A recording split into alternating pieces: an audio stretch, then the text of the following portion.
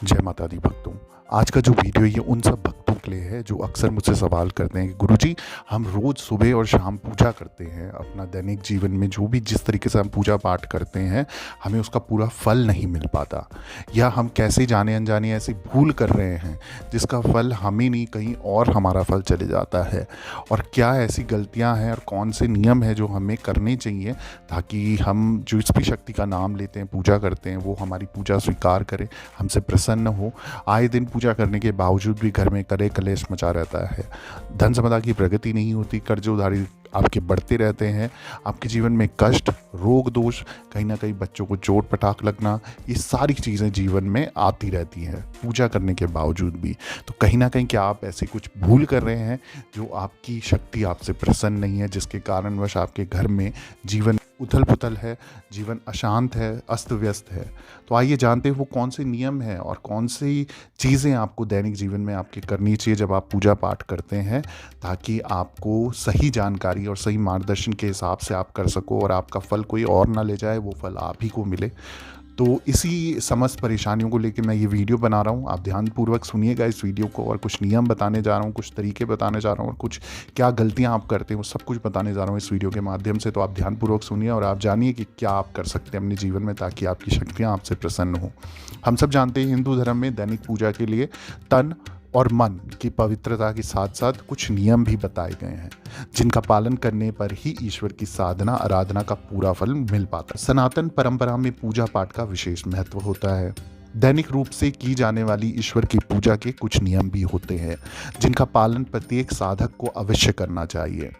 मनोकामनाओं को पूरा करने और शुभ फलों की प्राप्ति के लिए ईश्वर की पूजा के लिए प्रयोग में लाए जाने वाला आसन, हवन विधि, पूजा का मंत्र और इसे पढ़ने की विधि, अपने आराध्य के सामने दिया जलाने या फिर आरती करने का नियम आदि की संपूर्ण जानकारी एक साधक को होनी चाहिए।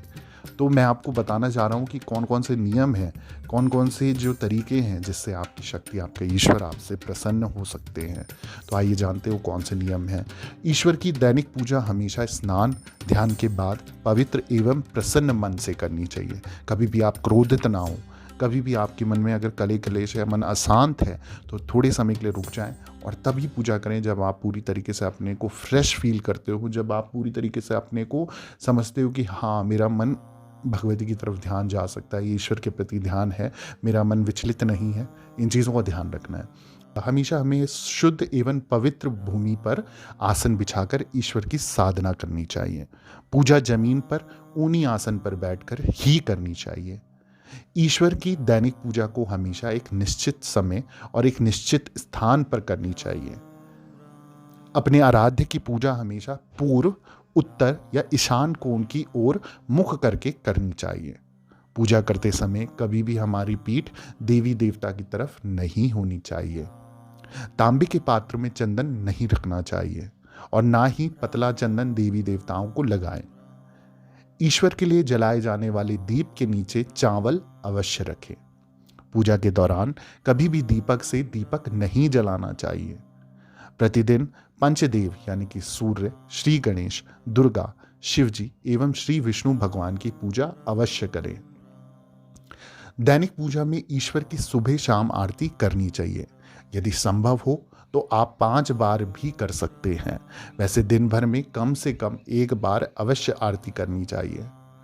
आरती हमेशा खड़े होकर करें और सबसे पहले उसे अपने आराध्य के चरणों की तरफ से 4 बार, इसके बाद नाभि की तरफ 2 बार और अंत में 1 बार मुख की तरफ घुमाएं। ऐसा कुल 7 बार करें। आरती करने के बाद उस पर से जल फेर दें। प्रसाद स्वरूप सभी लोगों पर छिड़कें। आरती के बाद हमेशा दोनों हाथ से उसे ग्रहण करें। पूजा पाठ बगैर आसन के नहीं करनी चाहिए। पूजा के बाद अपने आसन के नीचे 2 बूंद जल की डालें और उसे माथे पर लगा तभी उठना चाहिए, अन्यथा आपकी पूजा का फल देवराज इंद्र को चले जाता है। और ध्यान रहे, जब भी आप पूजा पाठ करें तो आपको सर पे कपड़ा जरूर रखना है। अब आइए जानते हैं कि वो कौन सी सावधानियां हैं और वो कौन सी चीज़ें हैं जो आप गलत तरीके से करते हैं और क्या सावधानियां आपको बरतनी चाहिए आपकी दैनिक पूजा के समय पे। तो सबसे पहले श्रीमद् भागवत गीता में बताया गया है कि पूजा करते समय कभी भी एक हाथ से प्रणाम नहीं करना चाहिए। ऐसा करने से व्यक्ति सभी पुण्य नष्ट हो जाते हैं। प्रणाम हमेशा दोनों हाथ जोड़कर किया जाता है। वहीं अपने पिता और बड़े भाई को लेटकर प्रणाम करना चाहिए और माता के सामने झुककर प्रणाम करना चाहिए। अब जब भी कुछ भक्त होते हैं जो जप करते हैं, उसमें कौन सी वो गलती करते हैं जिसकी वजह से फल नहीं मिलता, और क्या आपको करना चाहिए ताकि आपको 100 गुना फल उसका मिले। जप करते समय हमेशा ध्यान रखना चाहिए कि होंठ या फिर जीभ ना हिले। इस तरह से जप करने की प्रक्रिया को अपांशु जप कहते हैं। इसका फल 100 गुना फलदायक होता है। साथ ही देवी देवताओं की विशेष कृपा बनी रहती है। अब जो हम फूल अर्पित करते हैं तो उसमें भी मैं आपको जानकारी दे देता हूँ। भगवान शंकर को बेलपत्र, विष्णु जी को तुलसी, गणेश जी को ध्रुवा और लक्ष्मी जी को कमल का फूल प्रिय है। शंकर जी केवल महाशिवरात्रि के दिन ही कुमकुम चढ़ाएं और किसी दिन नहीं। हमेशा ध्यान रखें कि शिव जी को कुंद, विष्णु जी को धतूरा, दुर्गा देवी को आँख तथा मदार और सूर्य भगवान को तगर के फूल नहीं चढ़ाने चाहिए। इससे भगवान रुष्ट होते हैं। पूजा करते समय हमेशा ध्यान रखें कि आप पूर्व की तरफ मुख कर कर बैठे हों और अपने लेफ्ट साइड ही घंटा, धूप और राइट साइड शंख, जलपात्र और पूजन सामग्री रखें। इस तरह पूजा करने से पुण्य की प्राप्ति होती है। साथ ही ये भी ध्यान रखें कि जो व्यक्ति पूजा कर रहा हो उसके माथे पर तिलक लगा होना चाहिए। ध्यान रहे, पूजा करते हुए सबसे पहले हमें क्या करना चाहिए। सबसे पहले आसन, जो कि अनिवार्य है। किसी भी देवी देवता या भगवान का पूजन करने से पहले स्नान जरूर किया जाता है और साथ ही साथ आसन जरूर बिछाया जाता है। सर्वप्रथम गणेश की आराधना, आप चाहे किसी भी देवी देवता का पूजन कर रहे हो, लेकिन सर्वप्रथम हमेशा भगवान गणेश को ही प्रणाम किया जाता है। धूप का हमेशा इस्तेमाल करना चाहिए। दीपक जलाना अनिवार्य होता है और शंख भी बजाना बहुत शुभ होता है। लक्ष्मी माँ, नारायण भगवान इससे बहुत प्रसन्न होते हैं। आपकी समस्त पैसों की दिक्कत शंख बजाने से ही घर में नकारात्मक ऊर्जा भी नष्ट होती है और धन संपदा की प्रगति होती है, कर्जे उधारी से मुक्ति मिलती है। अब दीपक जलाते हुए कौन से मंत्र का हमें जाप करना चाहिए, कौन सा मंत्र बोलना चाहिए ताकि हमें उसका फल मिले, तो मैं मंत्र आप स्क्रीन पे देख सकते हैं। शुभम करोति कल्याणम, आरोग्यम धन संपदाम, शत्रु बुद्धि विनाशाय, दीप ज्योति नमस्तुते। इस मंत्र का अर्थ ये है कि शुभ और कल्याण करने वाली, आरोग्य और धन संपदा को देने वाली, शत्रु बुद्धि का विनाश करने वाली दीपक की ज्योति को नमस्कार करते हैं और इसके साथ आप दीप प्रज्वलित करें।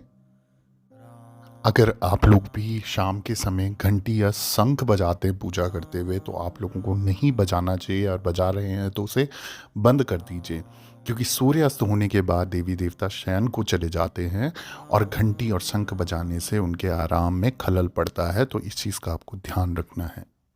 अब जैसे ही आप अपनी आरती पूरी कर लेते हैं, जैसे आरती आपने बोल दी, तो आपको एक मंत्र है जो ज़रूर बोलना चाहिए, या आपको ये ज़रूर बोलना चाहिए कि कर्पूर गौरम करुणा अवतारम संसार सारम भुजगेंद्र हारम सदा वसंतम हृदय रविंदे भवम भवानी सहितम नमामि।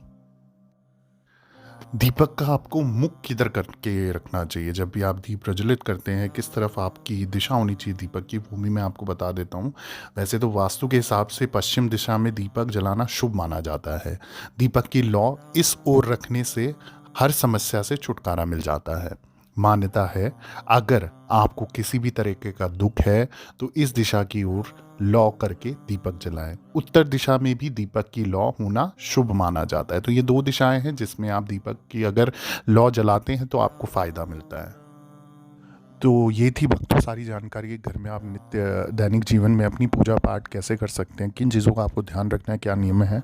इसके अलावा आपको कोई भी जानकारी चाहिए जो आपके घर में अगर महासंकट है, कोई भी दिक्कतें परेशानी है जिनका सोल्यूशन आपको कहीं से नहीं मिल पा रहा है, और आए दिन घर में कोई ना कोई रोग दोष, कर्जा उधारी बढ़ता जा रहा है, तनाव बढ़ता जा रहा है, संकट बढ़ते जा रहे हैं, तो आप डायरेक्ट मुझे ऑफिशियल देवी भगवती शक्ति के नाम से जो आपको स्क्रीन पे आईडी दिख रही है, ये मेरी इंस्टाग्राम की आईडी है, इस पर डायरेक्ट ऑडियो मैसेज भेज के आप मुझसे संपर्क कर सकते हैं। आप मुझसे लाइव जुड़ के अपने सवाल पूछ सकते हैं। और जो भी सच्चे मन सच्चे भाव से इस दरबार से जुड़ेगा उसकी समस्त मनोकामनाएं पूरी होंगी, कठिनाइयाँ दूर होंगी। देवी भगवती सच्ची शक्ति माँ डाट काली माँ सभी बच्चों के घर के आमदन के भंडारे भरे, समस्त मनोकामनाएं पूरी करें, यही मेरा आशीर्वाद है। धन्यवाद। जय माता दी, जय माँ डाट काली।